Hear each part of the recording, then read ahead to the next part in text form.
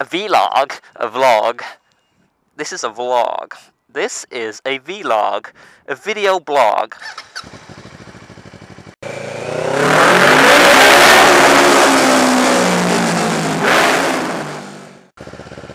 What is going on, guys? It's TheCrazymook here, bringing you another video, and I was asked a question by a couple of people, actually.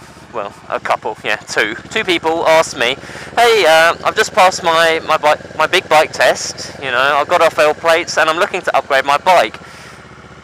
Although I'd love to get a Super Sport 600, you know, what do you think about the 650 range, like the Suzuki SV 650 or the ER6F, or N for that matter? I might have to continue this outside.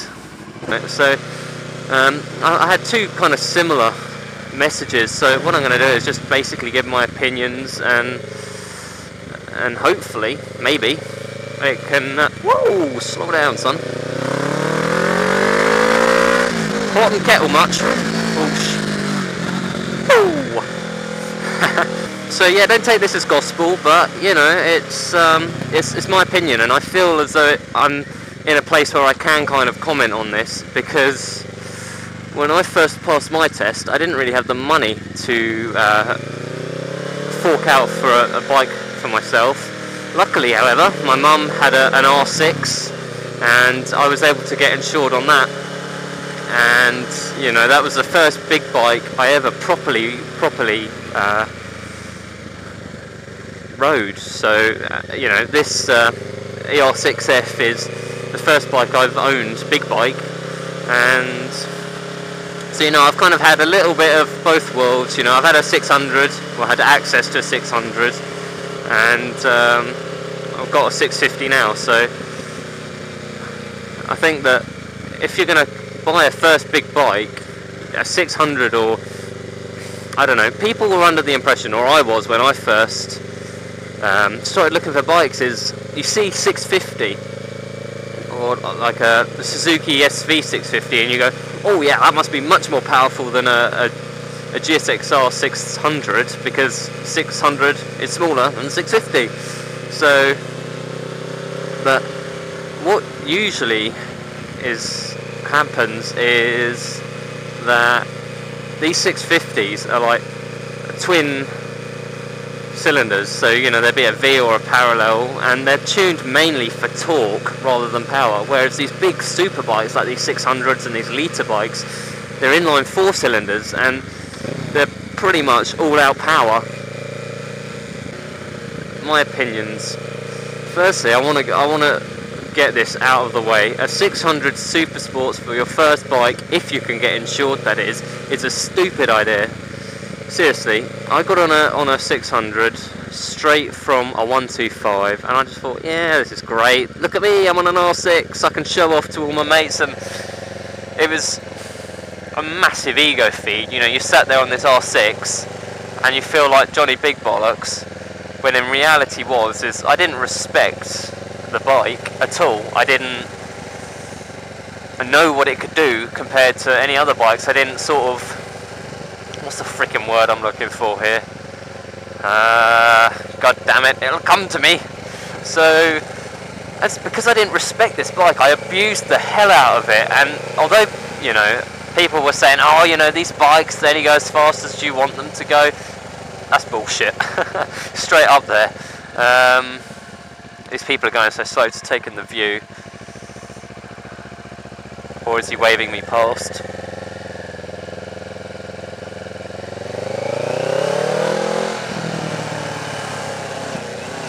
I don't know.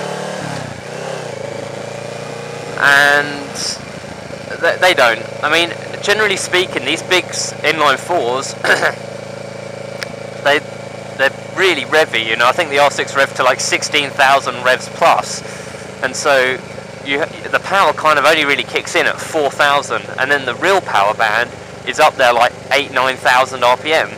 So you have to really rev these things to get any power out of them. But when you're not in the power band, it's not like there's no power whatsoever. You've still got enough power there to well and truly break the speed limit. Whereas these 650s, they're really torquey, so you've got power really low down, so they're brilliant for town riding. So, you know, if this was a town and, you know, you could see, oh look, there's a gap, I can just nip in through there, you know, you give it a bit and you can, it's got that real low end grunt to get you through there quickly. So the thing is I would love to upgrade to like a big 600 or a super sports bike. My all-time dream bike is an R1, and I would absolutely do anything for an R1, but I know for a fact I'm not going to be owning one of those bikes for a good few years because I'd be an idiot on it. What you've got to do is you've got to set your sights smaller, get a not so much powerful bike, get confident on it, and then, you know, ride that for like what, 2 years, a year, and then move up and get whatever the hell you like. If you only take like one thing away from this video, it's don't rush yourself to buy a big bike and respect the bike you're on, because even a 125, you can easily break the speed limit on that thing in a 30, you know, or 40 or 50 even. So you have to give that enough respect, and you have to treat it with respect. When I was riding that R6, it was kind of like, it was like, I don't know, it was stupid because it would go over the speed limit so damn quickly, you know. You know, like you'd be doing 71 minute, you give the throttle a little twist and, oh, damn, I'm doing 130, you know. Officer, that's in kilometres. Oh, damn, that's still speeding, isn't it? But, you know, it's just so easy to speed. If you can afford a 600, that's fantastic. You know, if you can get insured on it, that's great. But don't do it, because you'll get on it and you won't appreciate what it does. You know, the fact that it is so powerful. And if you say, oh, how much horsepower has that got? It's got 120. Well, that doesn't sound like a lot. Trust me, it is, especially when the bike weighs about as much as a tea bag, you know. So yeah, I mean, that's kind of like, as far as my opinions and experience goes with this kind of stuff, is don't rush yourself, because, you know, there's always time.